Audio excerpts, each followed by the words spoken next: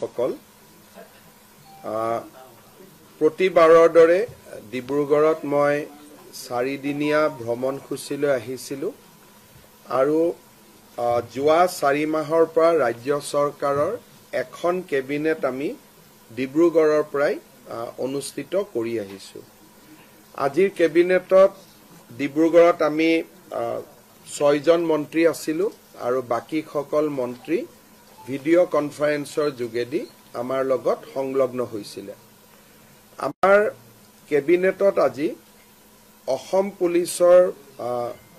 আমি যি নতুন পুলিচ ষ্টেচন বনাই আছো বা পুলিচ ব্যাৰেক বনাই আছো, সাইবাৰ পুলিচ ষ্টেচন বনাই আছো, সেই ধৰণৰ কামবিলাক কৰিবৰ কাৰণে আমি মিছন মৈত্ৰী নামে এখন সোসাইটিৰ গঠন কৰিছিলো। আজি মিছন মৈত্ৰীৰ বাবে কেবিনেটে 150 কোটি টকাৰ অনুমোদন কৰে। অহা 12 তাৰিখে আমাৰ ৰাজ্যত নতুন 10টা সমজিলাৰ কাম আৰম্ভ হ'ব। সেই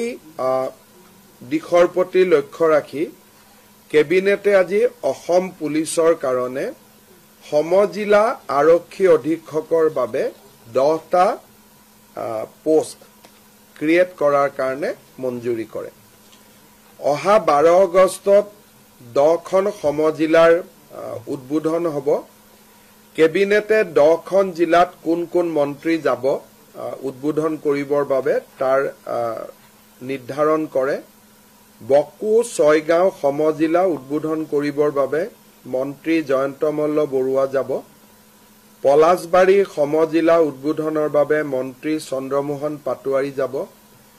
ৰাঙাপাৰা সমজিলা উদ্বোধনৰ বাবে মন্ত্ৰী পীযুষ হাজৰিকা যাব। বৰছলা সমজিলাৰ বাবে অশোক সিংঘাল যাব। মৰিয়নি সমজিলা উদ্বোধন শ্ৰীমতী অজন্তা নেওগে কৰিব। তিয়ক সমজিলাৰ উদ্বোধন মন্ত্ৰী অতুল বৰা ডাঙৰীয়াই কৰিব। মাকুম সমজিলাৰ উদ্বোধন বিমল বৰা ডাঙৰীয়াই কৰিব। ডিগবৈ ৰূপেশ গোৱালা ডাঙৰীয়া, ধলাই কৃষ্ণেন্দু পাল আৰু দুধনৈ ৰঞ্জিত কুমাৰ দাস ডাঙৰীয়াই 12 তাৰিখে উদ্বোধন কৰিব। আজি আমাৰ ৰাজ্যৰ শিক্ষা খণ্ডৰ বাবে বিশ্ব বেংকৰ পৰা আমি 2750 কোটি টকা ঋণ লবৰ বাবে সিদ্ধান্ত লৈছো। এই ঋণ 90% ভাৰত চৰকাৰে উভতাই দিব, অৰ্থাৎ ৰাজ্য চৰকাৰে উভতাই দিব লাগিব মাত্ৰ 275 কোটি টকা। টোটেল লোন হ'ব 2750 কোটি টকা আৰু 90% লোন ভাৰত চৰকাৰে উভতাই দিব, ৰাজ্য চৰকাৰে উভতাই দিব নালাগে। এই 2750 কোটি টকা ঋণেৰে আমি শিক্ষকসকলক বিজ্ঞান অংকৰ ওপৰত ট্ৰেইনিং কৰা, হেডমাষ্টাৰ প্ৰিন্সিপালসকলক মেনেজমেণ্ট ট্ৰেইনিং দিয়া, সায়েন্স এণ্ড টেকনলজিৰ ওপৰত কাম কৰা আৰু ড্ৰপ আউট ৰোধ কৰাৰ বাবে এই পুঁজি ব্যয় কৰা হ'ব। এই পুঁজিৰ জৰিয়তে ৰাজ্যৰ 400খন স্কুলক সুন্দৰভাৱে নিৰ্মাণ কৰিবলৈ 3 কোটিৰ পৰা 5 কোটিকৈ টকা স্কুলত ব্যয় কৰা হ'ব আৰু 1733টা অংগনবাদী কেন্দ্ৰকো এটা সুন্দৰ পৰ্যায়লৈ লৈ অহাৰ বাবে প্ৰতিটো অংগনবাদী কেন্দ্ৰতে 25 লাখ টকাকৈ ব্যয় কৰা হ'ব। 1733 অংগনবাদী কেন্দ্ৰত ৰাজ্যৰ শিক্ষা খণ্ডত এক নতুন দিগন্তৰ সূচনা কৰিব। আমি বহুদিনৰ পৰা জাপানত অসমৰ শিক্ষিত ল'ৰাক চাকৰিৰ বাবে পঠিয়াবৰ বাবে এডভান্টেজ অসমৰ সময়ত কৰা চুক্তিৰ বিষয়ে আলোচনা কৰিছিলো। জাপানৰ পৰা 3টা কোম্পানীয়ে জাপান চৰকাৰৰ পৰা বিধিবদ্ধ অনুমতি লৈ অসমৰ যুৱক যুৱতীসকলক জাপানীজ লেংগুৱেজত শিক্ষিত কৰিব খুজিছে। জাপানৰ এই কোম্পানী 3টাৰ নাম হ'ল এছিয়ান ওৱান কোম্পানী লিমিটেড, জেচিক্স ভেঞ্চাৰ লিমিটেড আৰু মাইকো কেৰিয়াৰ পাৰ্টনাৰ্ছ লিমিটেড এই তিনিটা কোম্পানীয়ে অসমৰ ল'ৰাক জাপানী ভাষাত শিক্ষিত কৰিব আৰু জাপানত নিশ্চিত নিয়োগৰ সুবিধা দিব আৰু জাপানত যেতিয়া আমাৰ ল'ৰাই কাম কৰিব ইণ্ডিয়ান ৰুপিজত মাহত প্ৰায় 2.5 লাখ টকালৈকে উপাৰ্জন কৰিব পাৰিব এই বিষয়ে আমি এই তিনিটা কোম্পানীয়ে অসমত অহাৰ পিছত আলোচনা কৰাৰ পিছত আমি আৰু আপোনালোকক তথ্য দিব পাৰিম এই ট্ৰেইনিং প্ৰগ্ৰাম বিলাকত 3.5 লাখ 4 লাখ টকা পৰ্যন্ত খৰচ হয় ইয়াক যাতে লৰা ছোৱালীয়ে খৰচবোৰ বহন কৰিব পাৰে সেই কাৰণে ৰাজ্য চৰকাৰে 1.5 লাখ টকাৰ ৰাজ সাহায্য আগবঢ়াব বাকি টকা ষ্টুডেন্টে বেংকৰ পৰাও ল'ব পাৰিব বা নিজেও ইমানখিনি পুঁজি তেওঁলোকে ব্যয় কৰিব পাৰিব কাৰণ 3 মাহ জাপানত দৰমহা পোৱাৰ লগে লগে তেওঁলোকৰ মূল বাজিটো বিনিয়োগ কৰিছিল হেতু লগে লগে তেওঁলোকে উভতাই দিব পৰা পৰ্যায়ত আহি যাব আমি প্ৰথম পৰ্যায়ত 3000 অসমৰ ল'ৰাক জাপানত চাকৰি কৰিবৰ কাৰণে জাপানীজ ল্যাঙ্গুৱেজ ট্ৰেইনিং দিব খুজিছো আৰু বহুত সময়ত কোনোবা ল'ৰা ছোৱালী যদি জাপানতো যাব নোখোজে জাপানৰ ইমান কোম্পানী এটা ইণ্ডিয়াত আহিছে তেওঁলোকে ইণ্ডিয়াতো কাম কৰিব পাৰিব জাপানীজ কোম্পানী ইন ইণ্ডিয়া এই আঁচনিখন যাৰ নাম আমি CM ফ্লাইট বুলি দিছো chief minister foreign language initiative for global human talent so এইটো আমাৰ এডভান্টেজ অসমত আমি ঘোষণা কৰিছিলো আজি তাক আমি এটা সম্পূৰ্ণ ৰূপ দিলো ইয়াৰ প্ৰত্যেকজন ট্ৰেইনিং লোৱা ল'ৰা ছোৱালীক ৰাজ্য চৰকাৰে 1.5 লাখ টকাৰ স্কলাৰশ্বিপ দিব আজি আমি আৰু এটা বহু ৰাজ্যৰ উপকাৰ হ'ব আমি সিদ্ধান্ত লৈছো আপোনালোকে জানে যে আজিকালি গুৱাহাটী ডিব্ৰুগড় যোৰহাট শিলচৰ বহুত মহানগৰীত মানুহ ফ্ল্যাটত থাকে যেতিয়া এবাৰ ফ্ল্যাট নিৰ্মাণ হৈ যায় তাৰ পিছত ফ্ল্যাটটো পৰিচালনা কৰাৰ দায়িত্ব ফ্ল্যাটৰ আবাসিকসকলৰ ফ্ল্যাটত বহুত ৰিটায়াৰ্ড মানুহ থাকে যেতিয়া ফ্ল্যাটবোৰত কেতিয়াবা ট্ৰান্সফৰ্মাৰ নোহোৱা হৈ যায় কেতিয়াবা পানীৰ ডিপ টিউবেল বনাব লাগে বা কেতিয়াবা ফ্ল্যাটটোক মেৰামতি কৰিব লাগে বিল্ডাৰজনেতো মেৰামতি নকৰে বিল্ডাৰজনে তেওঁলোকক দি থৈ গুচি গল ৰাইজে কষ্ট পায় সেই কাৰণে প্ৰয়োজন সাপেক্ষে ফ্ল্যাটত সামূহিক কাম কোনো ব্যক্তিগত কাম নহয় সামূহিক কাম কৰিবৰ বাবে এতিয়াৰ পৰা MLA সকলেও ফান্ড দিব পাৰিব আৰু ৰাজ্য চৰকাৰেও বিভিন্ন বিভাগৰ পুঁজি প্ৰয়োজন অনুসৰি দিব পাৰিব আনটাইড ফান্ডে হওক বা আন মিউনিসিপালিটিয়ে বিচাৰে কিবা ফান্ড দিব বিচাৰে তেওঁলোকে এতিয়াৰ পৰা ফ্ল্যাটতো পুঁজি দিব পাৰিব আগতে আমি গাঁৱত দিও নামঘৰত দিও মন্দিৰত দিও ৰাস্তাত দিও কিন্তু ফ্ল্যাটত আমি কোনো সহায় নকৰো এতিয়া আমি ফ্ল্যাটত সহায় কৰিব পাৰিম দুটা কন্ডিশন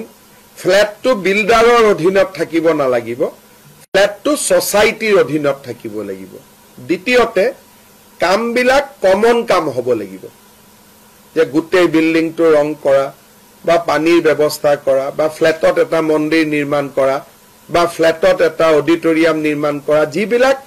কমন কাম প্ৰত্যেকজনে ব্যৱহাৰ কৰিব পাৰে তেনেকুৱা ধৰণৰ কাম কিন্তু কোনোবাই যদি কয় যে মোৰ ঘৰখন ৰং কৰি দিয়ক সেইটো নোৱাৰে কিন্তু ফ্ল্যাটৰ বাহিৰটো ৰং কৰিব লাগে তাত চৰকাৰে ইচ্ছা কৰিলে সহায় কৰিব পাৰিব দ্বিতীয়তে আমি নতুন ডিপাৰ্টমেন্ট এটা কৰিছিলো আমাৰ ষ্টাৰ্টআপৰ বাবে আজি আমি এই কামখিনি আগবঢ়াই লবলৈ ডিপাৰ্টমেন্টৰ অধীনত আমি ডিপাৰ্টমেন্ট অফ ইনোভেশন ইনকিউবেশন আৰু ষ্টাৰ্টআপৰ অধীনত Assam innovation and startup foundation নামে সেকশন 8 কোম্পানী এটা গঠনৰ অনুমতি দিও আমি লাহে লাহে ষ্টাৰ্টআপ ইকোসিস্টেমটো শক্তিশালী কৰাৰ কাৰণে এই সিদ্ধান্ত গ্ৰহণ কৰিছো ই ৰাজ্যৰ ষ্টাৰ্টআপ সকলক যথেষ্ট সহায় কৰিব আজিৰ কেবিনেটত মুখ্যতঃ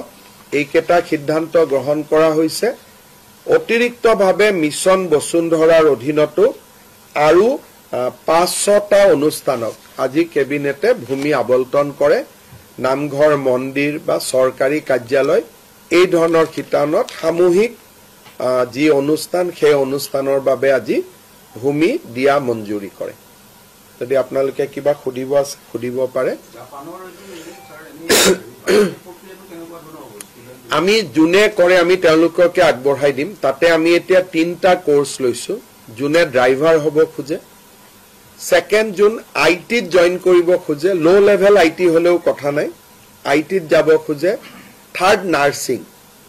তাৰ পিছত আমি আৰু এটা এটাকৈ যোগ কৰাই গৈ থাকিম ইঞ্জিনিয়াৰ হক ডিপ্লোমা হক লাহে লাহে আমি তাক বঢ়াই লৈ গৈ থাকিম বৰ্তমান এই তিনিটা কোৰ্সত আমি অক্টোবৰৰ পৰা আৰম্ভ কৰিম কিন্তু ইয়াৰ কোনো লিমিট নাই কাৰণ জাপানত এভাৰেজ মানুহৰ বয়স হেতে 48 বছৰ অসমত এভাৰেজ বয়স হল 22 বছৰ সেইকাৰণে তেওঁলোকে অসমৰ পৰা 25,000 ল'ৰা ছোৱালী নিব খোজে কিন্তু ইমান ল'ৰা ছোৱালীক শিকাব পৰা এটো সম্ভৱো নহয় সেইকাৰণে এতিয়া আমি তিনটা দি আৰম্ভ কৰিছো যদি ল'ৰা ছোৱালী আগ্ৰহী হয় আৰু বহুত কোৰ্স আমি খুলিব পাৰো আৰু এভাৰেজ দৰমহা 2 পৰা 2.5 লাখ টকা পায় ড্ৰাইভাৰ হলে 1.5 লাখ টকা পাব আইটি হলে 2.5 লাখ টকা পাব আইটি মানে সফটওয়্যার ইঞ্জিনিয়ার হব না লাগে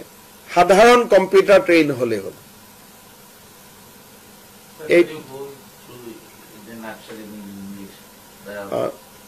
বহুত দীঘলীয়া হৈ যাব বাবা Today Assam cabinet had a meeting in Dibrugarh we have approved various schemes today right from incentivizing learning of Japanese language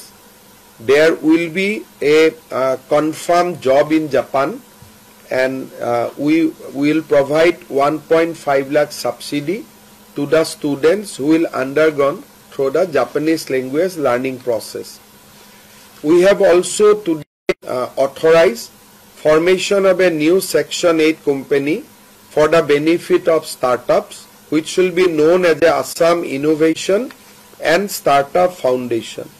Today, Cabinet has also approved a World Bank projects for supporting of our school education at a cost of 2,700 crore. Cabinet has also approved 10 new core districts for administrative to increase efficiency in the functioning of our administration. Sir, recently you have stated in Gorukiti that in the next 10 years, the Assamese people in Assam will be in minority if things do not change. So what is your take on this? It is not my take, this is just a census result. Today, as per 2011 census, in Assam 34% population is minority. So if you remove 3% indigenous Assamese Muslim, then 31% is the Muslim who migrated to Assam. And if you projected that on the basis of 2021, 31 and 41, you come to a almost 50-50 position. So there is no my take. I am just stating you what is the statistical census report. Eviction to Ujonite hobo Uriam Ghat to Ujonite for it.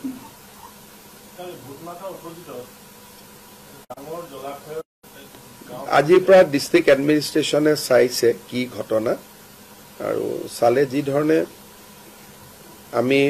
আইনৰ ৰাস্তাৰে গৈ যি কৰিব লাগে আমি কৰিম So the eviction process has been going on but still around 63 lakhs hectares of land remain to be evicted. So what is your plan? You are taking only my data you are using for your benefit. So the data is not that much. It is 1 lakh 1.2 lakh 29 lakhs bigha. So if you convert it to hectare, I don't know how much it will happen, but 40 I think 29 into divided 9 lakhs acre land is under encroachment today in Assam. And I can't plan it for so much land. My life will finish, then also it will not get vacated.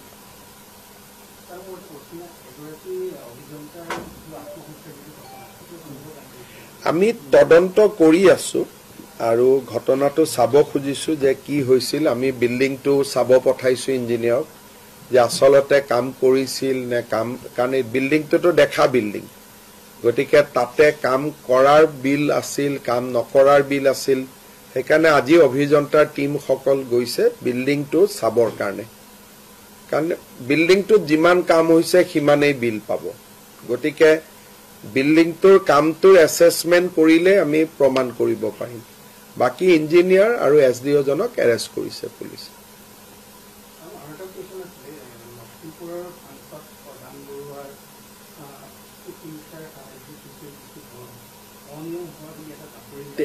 তেনে কিমান 5,000 6,000 টকা দিয়া যায় এটা CM ৰিলিফত আমি কিমান দিও মই ভাবো এই নিউজ বিলাকৰ বহুত বেছি ফ্যাকচুৱেল কথা নাথাকে সিএম ৰিলিফ ফাণ্ডৰ পৰাটো কোটি টকা নিদিও আমি কাবাক 10,000 কাবাক 15,000 আৰু অনিয়মটো আপুনি কবই না কালি যদি আপুনি মোৰ আগত আহি কয় যে মোৰ মামাৰ বেমাৰ হৈছে মইতো আপোনাক লিখি দিম গতিকে এইবিলাক কথা কিমানখিনি আমি 1 লাখ মান চেক দিছো কবাত একজন দুজনে আমাকো কান্দি লৈ যায় বেমাৰ বুলি কয় পেটৰ বিষ বুলি কয় পিছত পেটৰ বিষ নহয় সাৰ্টিফিকেট এখন ডক্টৰে আনি দিয়ে এইটো ডক্টৰৰ সাৰ্টিফিকেটখনো থাকে গতিকে এইবিলাক কথাত ইমান চাব গলে সৰকাৰখনে খালি ইনকুৱাৰি কৰি থাকোতে 5 বছৰ সময় পাৰ হৈ যাব গতিকে কিবা স্পেসিফিক কথা থাকিলে ইনকুৱাৰি কৰা ভাল কিন্তু এনে আৰু প্ৰধান বৰুৱাৰ নামতে ইমান অপজক এটা জাপি দিয়াটো কিমান গুৰুত্বপূৰ্ণ হ'ব এজন 25 বছৰ ৰাজনীতি কৰা ব্যক্তি এজনক আপুনি এটা শব্দতে তেনেকে কৈ দিয়াটো কিমান উচিত হ'ব এটা আপুনিয়ে বিবেচনা কৰিব কাৰণ প্ৰধান বৰুৱাৰ ট্ৰেক ৰেকৰ্ডটো মই আজিলৈকে কোনো ধৰণৰটো খেলি মেলি মই শুনাও নাই তো জীৱনত প্ৰথমবাৰে আপোনাৰ মুখত শুনিছো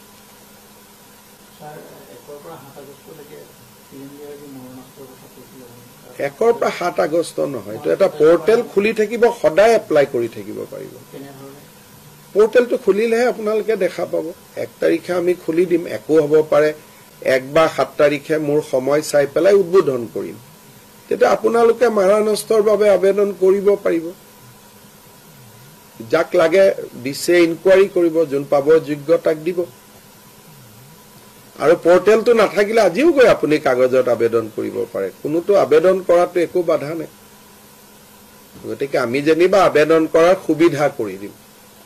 যে সেৱা হেতু পোৰ্টেলত আবেদন কৰিব পাৰিব বা কিবা কৰিব পাৰিব আমি আবেদনটো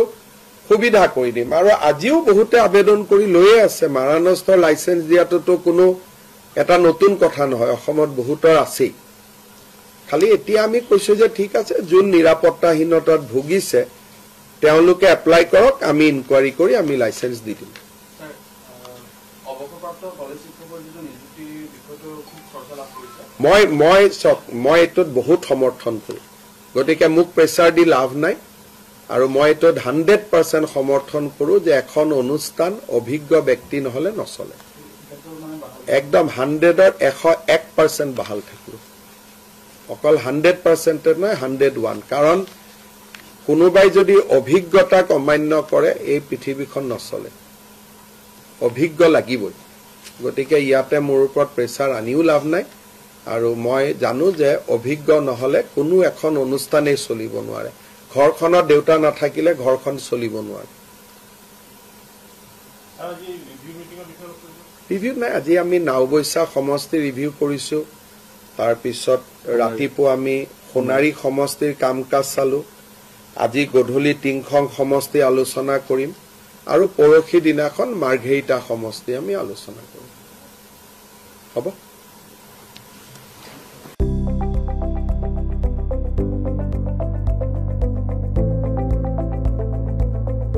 NB News সহজ সৰল ভাষাত নৱভাৰতৰ কথা